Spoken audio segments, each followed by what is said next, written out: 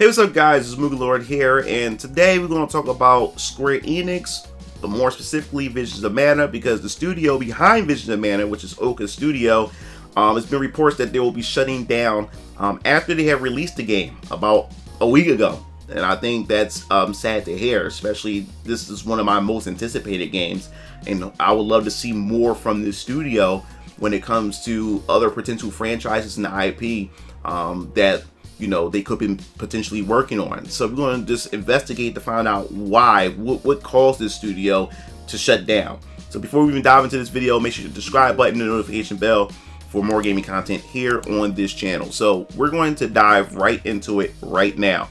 So apparently, from GameSpot, it says Visions of Mana Studio shutting down after releasing the game. Report: Ouka Studio debut game just launched.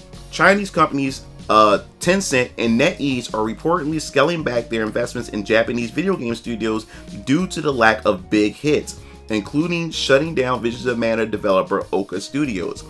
And that's something to hear, that Japanese is not really putting out big, massive hits. Yeah, a lot of people, would say that, hey, Final Fantasy, 16 was a massive hit, or the Final Fantasy 7 remake trilogy is a massive hit. And in plenty of other Japanese studios, you would think they were a massive hit, but apparently to a Chinese company like Tencent and NetEase, these type of franchises or these IPs from the Japanese studios is just not cutting it. They're not pulling it in themselves. So this is the reason why that they're not continuing to work with Ouka Studio, or just shutting it down, saying that it's just not worth the bread that they're putting out. So it says, according to Bloomberg, NetEase has already let go of developers from Ouka Studio, a process that started this spring. NetEase reported has only a few people left over at Ouka Studios to oversee the launch of its final games before its closure. I think that's so sad. And here it is. We didn't even know that these guys weren't, as we started seeing like interviews and we started seeing more gameplay, and you can see how passionate that these developers were that was working on this. And I thought it was just in-house. I thought Square Enix was developing this in-house. So apparently they wasn't. They actually had another studio actually working on the development of Visions of Mana. I did not know that. And like I said before, you look at the interviews, these developers look just so passionate, and not knowing, they've been so quiet and hush about it, that this was their last game. That they were pretty much just saying, once we get this game over the development hump, and then we're gonna start laying off these people, and then we keep the remaining people to make sure that the transition or the release goes smoothly for the game, and then we're gonna let the rest go. I think that's pretty sad. So additionally, Tencent acquired the rights to publish the mobile version of Bandai Namco's Blue Protocol. However, Bandai Namco announced earlier this week that it's ending support for the game in 2025. What is going on here? I think this is going to be another video that we're going to be talking about. Blue Protocol. That was another MMO, anime style MMO, that I was really looking forward to, but I kind of just stopped talking about it, stopped thinking about it, was because we only saw the release in Japan, and we wasn't even sure when it was coming here. So I pretty much kept my eyes off of it, and that was another game, or another big Japanese project that just sunk under, and that's just sad. So we definitely talk about Blue Protocol at some point. So it's along with the cancellation of its international release via Amazon Games, and I didn't know Amazon Games had anything to do with it too. So, and their history, Amazon Games, they can't never keep a game alive for some strange reason. So there reportedly have been misaligned goals between Tencent and Japanese game developers. Local Japanese developers want to create smaller scale and less risk projects, while Tencent wants globally successful franchises. As such, Tencent has reportedly set higher expectations when it comes to funding these developers. And I love smaller projects. Smaller projects are very niche. They feel more personal, and you can tell with the smaller projects that these developers put more passion in it. See, these global IPs, in my personal opinion, are like Hollywood films. These are like these mega corporation. These are corporate projects.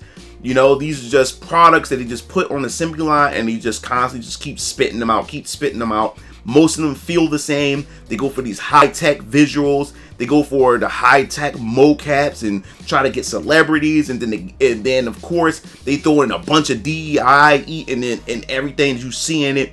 And these games don't end up being as promising as what they were advertised. But these smaller projects, man, they leave some like emotional imprints and some impactful imprints as far as the gaming experience, in my personal opinion, which was from the Trials of Mana series, Trials of Mana remake. Also, we talked about Alive. These are like little small projects, and of course, Destiny Connect, that was made by Nice of America. They made some good games, and Destiny Connect was pretty good to be a small project. I love projects like this. These things fill out, you know, the those gaps as you wait for these bigger projects. And the thing is, Tencent want them to throw out blockbusters, these global projects, and they just want to do something much smaller, which I'm on their side with that. So it says a few examples of NetEase investment in Japanese studios include Nagoshi Studio, led by the Yakuza creator Toshinori Nagoshi, as well as this acquisition of Grasshopper Manufacture, the studio behind the No More Heroes series. Tencent also has a 5% minority stake in Game Science, which recently released the massive successful Black Myth Wukong. So the thing is, you know, when NetEase and when you see that Tencent see the success of games like Black Myth Wukong, that will also be a, you know, will also at the same time, despite it being successful, these studios going to see this, or is going to see the success of that and say, no, we want you guys, fuck those AA or those smaller budget games. We want you to make shit like Black Myth Wukong. We want something on those levels and stuff. So even though it was Black Myth was a success, but it also at the same time can be a curse, is because now these studios want to make money. It's all about making the money. You know, especially Tencent, one of the biggest companies, especially in the gaming industry, in the world, like that got all these studios. They want to make money.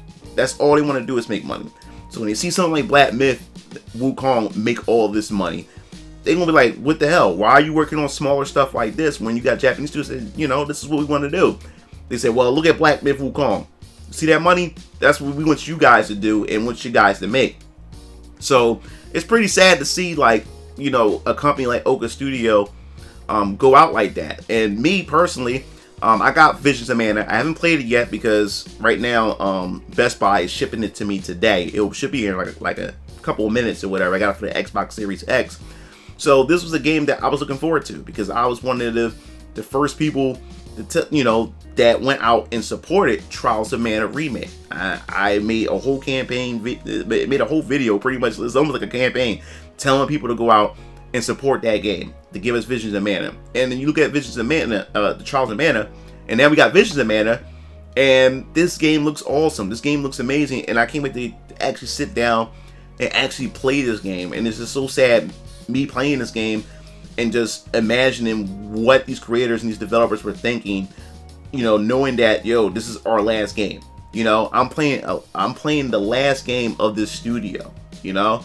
So what are your thoughts on this? I definitely want to hear your thoughts. What do you think about Ouka Studio going out, and the fact is that Tencent want global games, global releases, these massive games, instead of, you know, these smaller titles that Japanese developers more so want to work on, that's less risk involved and stuff. So I definitely want to hear your thoughts.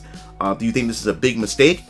Or do you think that we need more games like Black Myth Wukong that's, you know, that offers that gameplay that you need, but it's one of those bigger projects compared to what these Japanese studios was doing with games like Visions of Mana? Definitely need to hear your thoughts. Want to definitely see where you guys are at on this topic. So if you like the video, hit the like button, subscribe button for more gaming content here on this channel. This is MugenLord signing off. See you Game Fiends later. Peace out.